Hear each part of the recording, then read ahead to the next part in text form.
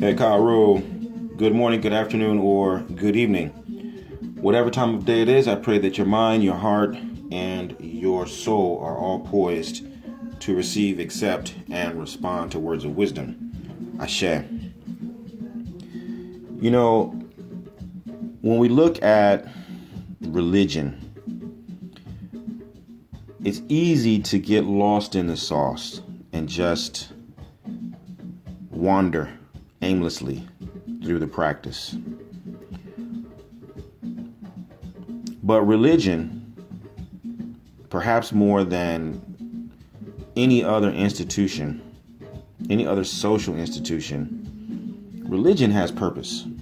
If you think about antiquity, the oldest social institutions, the temple, the church, the religious center, the spiritual cornerstone of any community is timeless.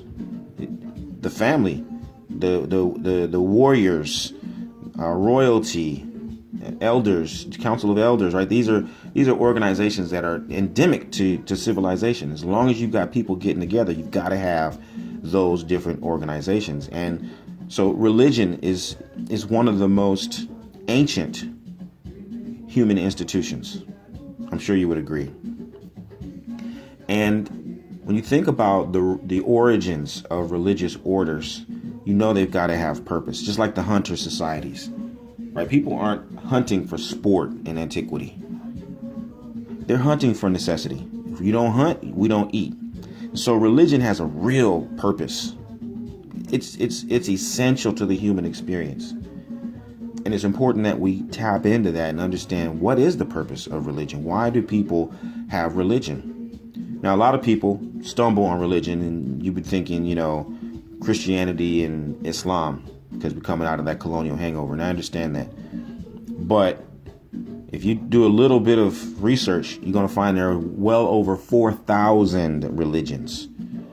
There are over 4,000 religions, right?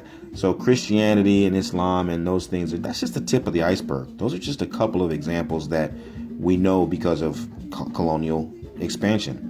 But in reality, religion and humanity go together.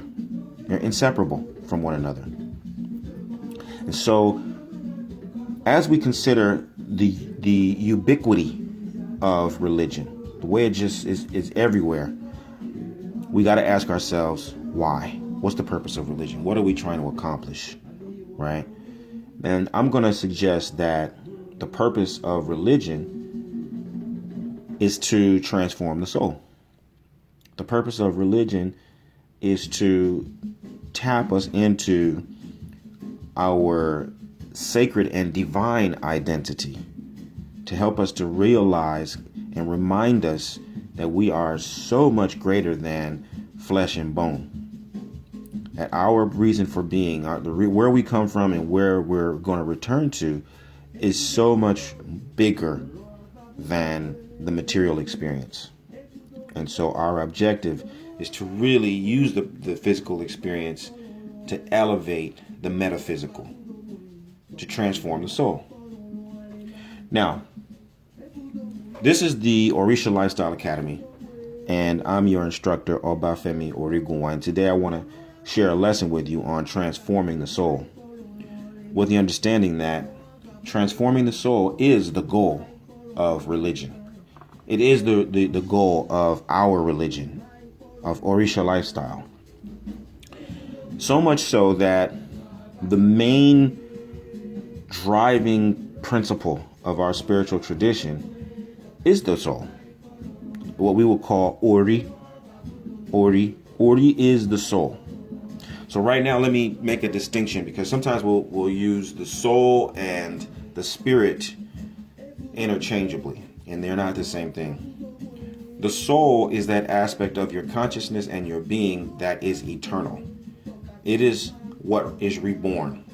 It is the part that shuttles back and forth between the seen and unseen realms. It's the thing that animates the body and creates continuity from one generation to the next. The spirit is what we call Emmy. Emmy is ephemeral. Emmy belongs to Olodumare. That the breath of life is Emmy, and Olodumare breathes the human being one breath at a time. You inhale and you are alive, and then you exhale and you give thanks. And if Olodumare will bless you with another breath, you get to inhale again. But life is one breath at a time. But that breath belongs to the Elemi, the owner of the breath, who is Olodumare. Okay? So when the individual dies, according to our theology, the breath, Emi, goes back to Olodumare. But the soul, Ori, is reborn. The soul, Ori, goes back to the pool of ancestral consciousness and is reborn again and again and again and again. Okay? Ori as the soul, or the soul consciousness, is the one who chooses destiny. Ori is the one that chooses destiny. Okay? And this is crucial to understanding how the soul is transformed within our tradition. Okay? In order to understand how the soul is transformed, you got to make the distinction between Emi, the spirit, and Ori, the soul. Because the function of the spirit is to be given and withdrawn by Olodumare. The spirit is governed by Olodumare. The soul is the chooser. Your soul is the one that chooses. And it's the quality of your choices that will transform your soul and either elevate it or degenerate it. Okay? Now, this process, we experience it all day, every day with making 1,000,001 decisions. But it begins in the prenatal state. Before you incarnate, according to Ifa, there are a number of assignments that the soul must perform in the prenatal state. The first assignment is to cast Ifa. Okay?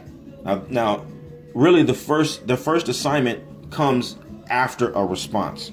The soul chooses to come to the world. It determines that this is a time that you can make a contribution to your family, to your lineage, and so the soul decides to come into the world. In much the same way that Obatala decided to come into the world and manifest the heavenly vision in the third dimension. Very, very parallel. Your individual soul did the same thing that Obatala did. You made a conscious decision to come into the world. And just like Obatala went to consult Ifa before he came and brought creation to the world, so did your Ori go to cast Ifa. That's the first assignment. The second assignment is to make Ebo, perform the sacrifice according to that message. So the soul says, I'm coming to the world. You cast Ifa in the heavenly realm. Ifa tells you what to do, what not to do, and where to take your sacrifice. The soul then places the sacrifice. This is the third assignment. You got to place it where Ifa says. Okay? And this is what starts to determine the quality of your soul existence. Did you follow directions? Did you place your Ebo by the riverbank? Did you place your Ebo at the base of a tree? Did you place the Ebo at the intersection, or the roadside, or on the trash heap, or at the shore of the ocean? Right? That's the third assignment, placing your Ebo properly. The next assignment is to receive your taboos. At that point, Ifa will tell your soul, your Ori, these are the things that when you get into the world you must not do. These are the things that you must do. These are the areas that you must focus on in order to elevate yourself. Included in those things is receiving your vocation, your life's work. Okay? In the heavenly realm, Ifa will give you that information. You are destined to be a carver. You are destined to be a teacher, a dancer, a drummer, a sculptor, whatever the case may be.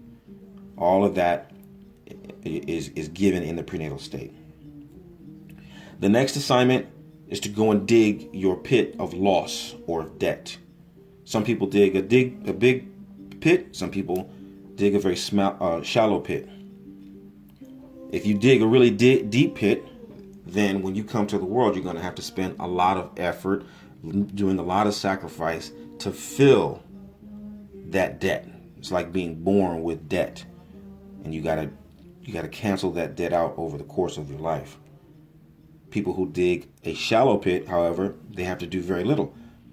1 or 2 sacrifices, boom, and you see these are the people who become phenoms, right? They're distinguishing themselves in their different craft in their early 20s. They become millionaires and billionaires before they're 40, right? They make startling discoveries because they dig very shallow pit in the prenatal state.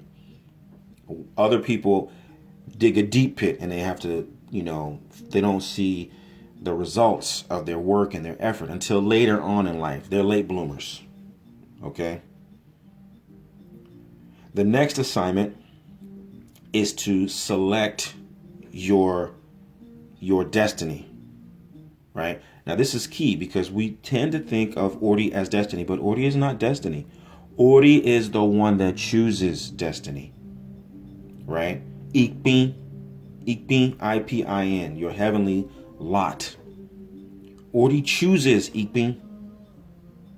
Okay? And it takes the form of a head. Your Ikpin is conceptualized as a head. Your Ordi, which is why people, conflate the two. But in reality, Ordi chooses Ikpin, and the Ikpin is symbolized by a head.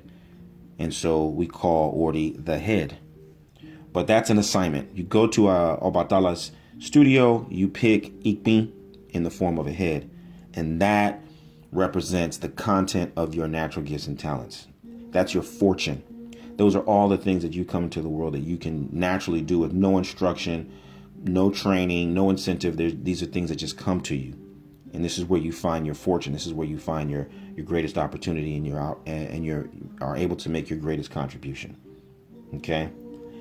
The last assignment is to select your character, your Iwa. Now, people tend to think of Iwa in terms of morality and virtues, and it is that in part, but that misses Iwa entirely. In reality, your Iwa is the quality of your existence. We learned in the Holy Odu, for example, Irosun-Osa, how Oromila went to the mythological market to choose his Ikpin. Oromila chose his Ikpin and then he brought it back. And he was about to go back out to the market to choose his Iwa, and they stopped him. They said, Oromila, where are you going? He said, I've chosen my Ikpin and I'm going to go pick my Iwa. They said, no. You can't pick your Ori and your Iwa in the same season. So you've got to spend a year and settle in with your Ori. And then the next year, you can go out and you can pick your Iwa. And then, what is Iwa? Iwa is wife. Iwa is work, is money, is home, is children. Your Iwa is how you show up in the world. It's the quality of your existence. This is Irosun-Osa. And so the last assignment is to determine, what the quality of your life is going to be. And so in this regard, what you get is how the marketplace, the mythological marketplace, usually defined as the Ejigbo Mekun market, it's a metaphor for life. And that's where you go to make your decisions to transform the soul.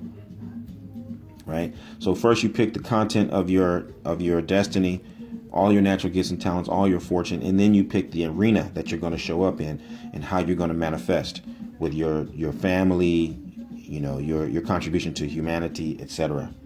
Right? And that concludes your assignments that will define your character, that will define your existence in the prenatal state. All of those things together as you work through the in the market of life, you follow the instructions given by your Ifa. You do the work that you chose to do. You follow your taboos, and you continue to do the work that's necessary to fill your pit of loss or debt. And little by little, the millions and millions of decisions that go into that are what transform the soul. Okay? And then once your work is done and you return to the heavenly state, Ifa tells us in what Ogbeo Yeku, earth is a marketplace, heaven is our home. When you get back to heaven, you will account for your deeds. But it's not you that will say anything. It's Ojiji, it's your shadow that will give a full report of everything that you did on earth. Your Ori will remain silent, but your shadow will speak and tell about all of your exploits in the world. And based on that, Olodumare, the silent judge, will be able to determine if you elevated the soul or not. And then based on that, we don't have a concept of, well, if your soul isn't sufficiently transformed, then you're going to burn in total damnation. No, you get to go back. Right? So if you made a mess of things and you squandered the ancestral promise and you destroyed the inheritance and left your lineage nothing, well, then you get to come back to nothing.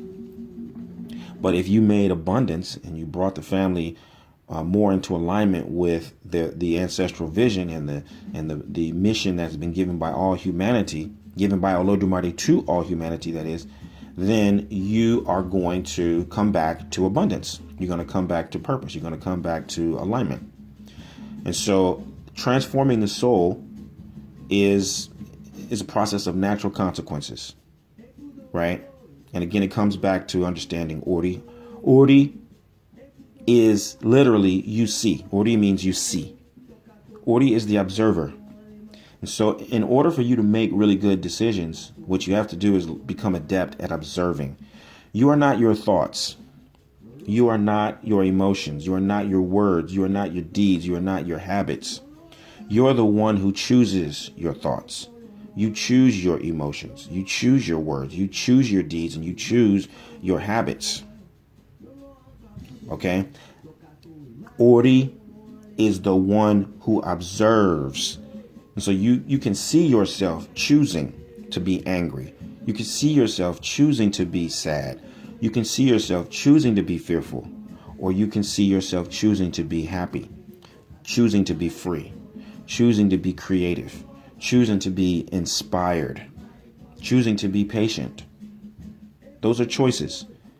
And again, the quality of those choices is what will transform your soul one way or another. So if you look at your life and you don't see what you want to see, you don't see what is gratifying to you, you don't see yourself really reaching your potential and fulfilling your destiny, it's time to make a different set of decisions. Okay? And so within the Orisha Lifestyle Academy, all of my publications, all of my courses, all of my services are intended to do just that. Give you a better look at yourself. If we're talking about Orisha, if we're talking about sacred text, if we're talking about rituals and ceremonies, we do so in a way that brings you back to your power base, which is the power of decision. The ability to observe yourself, make a real clear evaluation of where you're going and if what you're doing matches with your destiny, and adjust accordingly. So I'm looking for leaders. I'm looking for people who want to lead themselves, people who want to transform their lives through positive influence, people who want to make a contribution to the people, to the lives that matter most to them, to the causes that matter most to them. If that's you, if you're ready to live the medicine that will heal your life and heal the lives of those who you're destined to serve, visit me at obafemio.com or orishalifestyle.com, and let's start doing the work to transform your soul.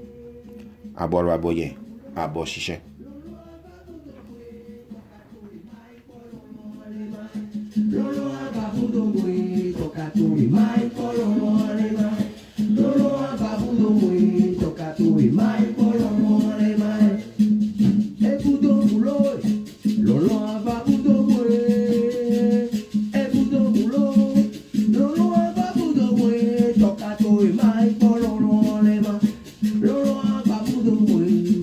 Uy,